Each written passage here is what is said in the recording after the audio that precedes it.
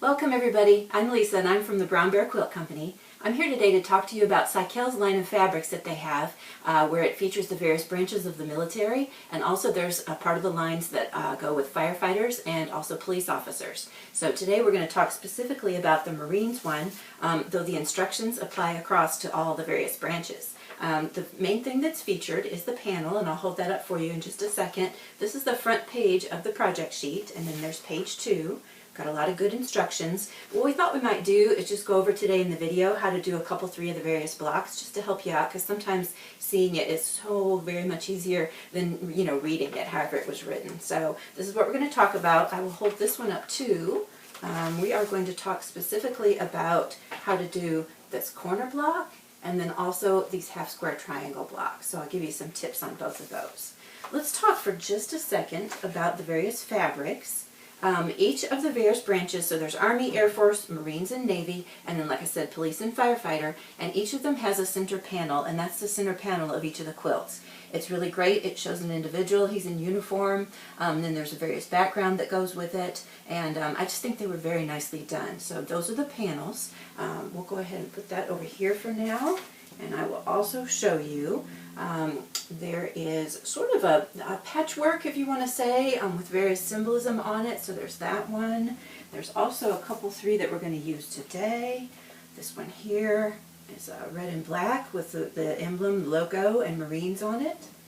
There's also kind of a fun, just a sort of almost like an abstract, kind of a printed batik or printed blender, if you want to call it that. And then also, Sykel has some really great blenders.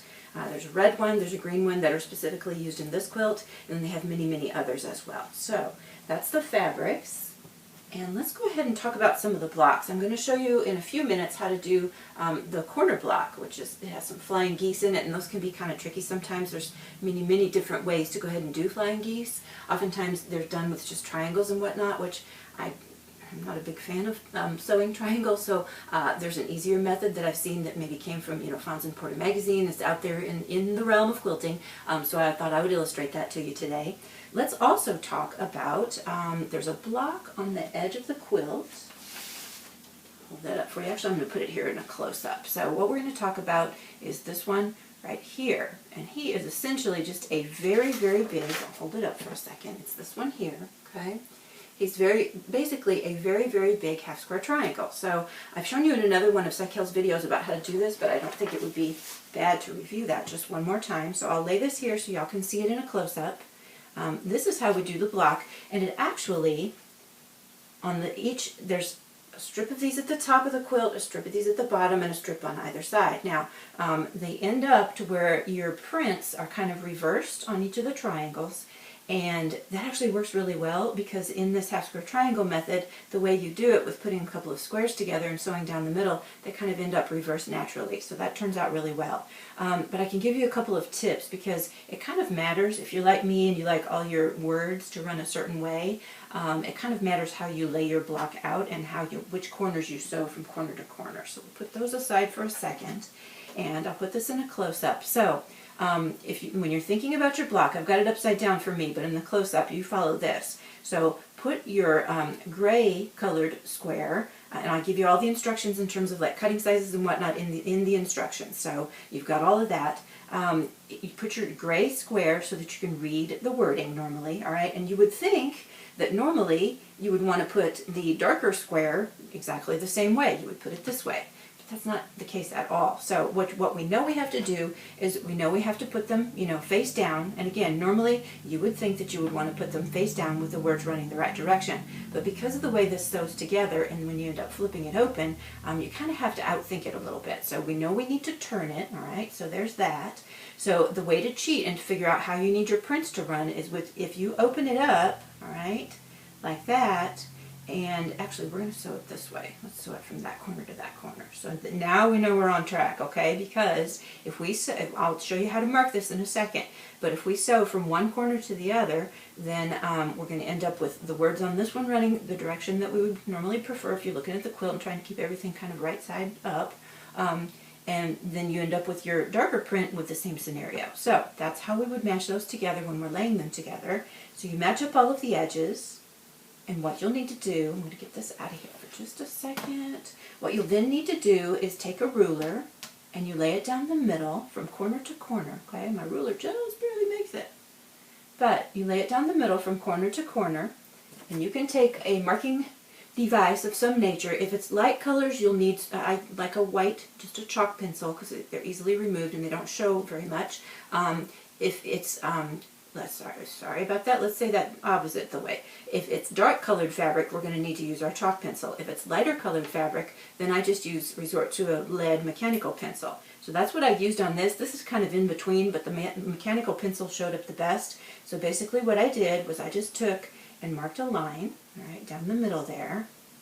And if you feel pretty confident about it and pretty practiced in your sewing skills, what you can then do, you want to check this though, okay? Because don't assume that wherever you're going to put the edge of your presser foot or whatnot, you want to sew 1/4 of an inch away, not a big quarter or whatever, a very precise quarter, or the size of your block, once you open it up, once you cut these apart, won't turn out well, all right? So you'll want to get a very precise 1/4 of an inch away. So you can either just sew that, test it out and make sure that you're sewing it, or you can then use your same ruler again and put the 1/4 of an inch on the line you just drew, and you're going to draw 2 more lines, one to the right of it and then another to the left of it. You don't sew on the middle line, you actually sew on the second 2 lines that you draw that are 1/4 of an inch away from the middle line. Once you've got those sewn, and you'll see this in just a minute, a similar technique on our other block. Once you get each of those 1/4 of an inch seam lines though on either side of the center line, then you cut these apart on the center line, and that's when the magic happens. I'll get it out of the way here for a second. Basically, once you sew on those 2 diagonal lines and cut down the center line, then you end up with 2 pieces. But before they're opened, they will look like this, all right? So you've got that. That's how it looks. You're cutting down the center line, and once you do that and open them up and press them, then, lo and behold, you get your 2 blocks. And again, it works out really well because you need them actually going the opposite directions. If you'll take a look at your instructions, you'll see that sometimes you need the gray on the bottom and sometimes you need the gray on the top. So that's that block. You make a number of those, and then you'll piece them together, and basically you just put one atop the other, well, the right ones when they're running the right direction, one atop the other, and then you just sew them with a 1/4 of an inch seam. Okay, so let's talk about our other block. I've got it up here. This is the corner of each of the quilt, each of the corners of the quilt, and again, it may look a little complicated, but it's actually fairly straightforward. I'm going to show you how to do the centerpiece. Actually, here's sort of a blown up, not pieced version of the block as it is. I've got both up here. This is it completely sewn together, and you'll make 4 of them for each of the quilts, okay? The components that make it, that come up together, is the centerpiece, which I will show you how to do that in a second, and then there are several flying geese. And then there are also just some squares, and I tell you how to cut all of these and what measurements to do in the quilt instructions, so get a hold of those. Alright, so let's talk about the center one. How in the world do we do that? Because it looks a little tricky. A couple different things. So, you begin, in the cutting instructions, you begin with a small square, right? And what I instruct you to do is cut it from corner to corner. So you'll just take it, and in this instance, you're just going to use your rotary cutter and you're going to cut it so that you end up with 2 triangles. Okay, you see how that was a square, now it's 2 triangles. We actually need to take 2 of these squares. For each one of our 4 blocks, alright, we need to take 2 of these and 1 of these. We cut this one into 2 pieces, so we end up with 4 triangles. So we end up with our 4 triangles and our center. Now, I also speak to you a little bit in the instructions about fussy cutting. You'll notice that on the instructions they've set it up so that a certain word shows. Now, I was working with limited sample yardage, so I kind of did fussy cut it a little bit, but if you'll see, once I got it pieced together, mine actually, because of the limited yardage, my words actually ended up on an angle. If you're okay with that, that's fine. That's one way to do it. Or, if you are going to fussy cut it, remember that in the block, it ends up being on point. Can you see that? So the block actually, the square doesn't go this way in the block, right? It ends up going this way. So if you're going to fussy cut it and you want your words running a very specific direction, then you'll want to fussy cut it so the words really run diagonally. All right? So how do we go ahead and form the block? What we'll do there's a couple different ways to do this. I think they call it a square and a square, so I'll show you how I prefer to do it. Whenever I'm faced with this particular block, if you were to just go on and take your, essentially what you're going to want to do is sew a triangle to each of the edges. All right, you can see that here's our gray, and each of those edges has a triangle on its corner. If you were to go just around and you sew this triangle, then the next one, then the next one, then the next one, it can get a little bit odd about, you know, triangles are tough. This is part of why I avoid it, because you never know exactly how much to leave hanging off. Basically, if you ever do need to sew a triangle to one thing or the other, you just leave an even amount hanging off, and that's my best guide, you know, without getting into specific details on each one. So essentially that's what I've done, and I have found that it works out better for me if I will sew one triangle to one side and then the other triangle to the opposite side. All right, I'm showing you this in the close-up. We'll have that as part of the video. So you sew your triangles to begin with to your opposite sides. How does that help me? Well, once I take it and open it up and just kind of finger press it, you end up with something that looks like this.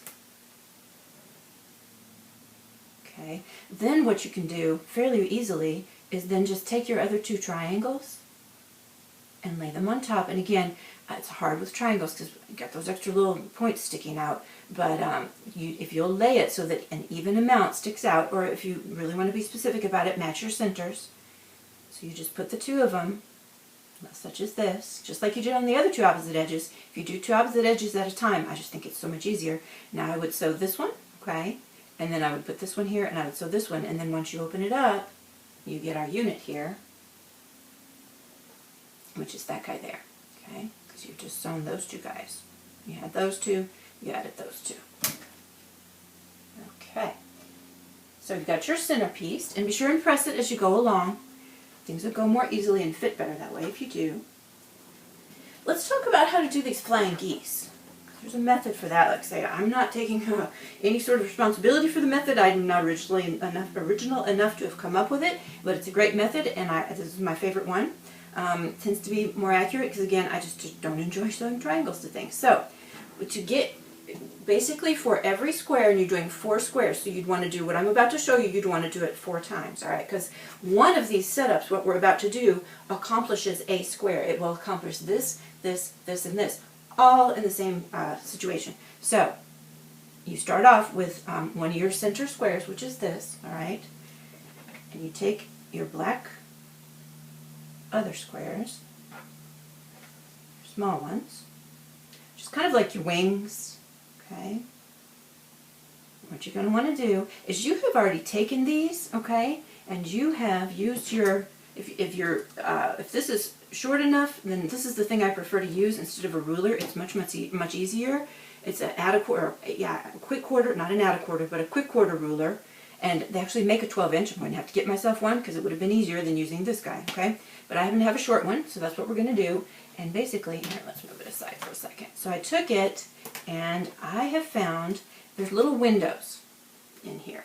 Sometimes, especially with a dark fabric, it's kind of hard to see if you're precisely getting your corners in the windows. So what I have found is I like to take and just put myself a little dash at each of the corners, and then that way I can put this on here, and within the window, as long as I've captured those 2 little dashes, then when I go ahead and draw my lines, which are going to be my stitching lines, when I draw those lines, it's far, far more accurate. Alright, so you're going to need to take, for every set, every one of these squares, you need a set of this, and you'll need 4 of your marked squares. And what you're going to want to do is take them, and you can see you lay them so that the edges are even. And what you're attempting to do is you want to get to where the squares will overlap in the middle, and that's just fine. That's what we want them to do. And then essentially you will take and you'll sew along those 2 chalk lines. How does that look? I'll show you. Alright, so we've got that here where I've done that. So I started off with my base square. I put the other 2 marked squares on top of it. They do overlap in the middle. I was just careful when I sewed over those 2 pieces not to fold that edge back, that corner back. And it looks a little wonky, but you'll see where, again, I love this because there's magic that happens, okay? So what you'll want to do is you'll want to sew on each of your marked chalk lines, and then you will want to take it and you'll want to cut down the middle All right, and once you take it and cut down the middle, you'll end up with two pieces that look like this. Okay, and well, you're like, well, that doesn't look like a flying geese yet. What are you talking about? We're getting there. So once you've taken this and sewn on your two chalk lines, and then cut down the middle and ended up with two guys that look just like that, then you take it, and again, I'm a big fan of finger pressing. Your space isn't always big enough to have an iron right beside you. You need to press this as you go along for the most precision. Alright, so you've got this, and it kind of it's a little cute, like it's got ears or something, like a cat or a mouse. And then you have extra ones of these. You have two more of these left. What you need to do is just like you did before to start off. You take and you put your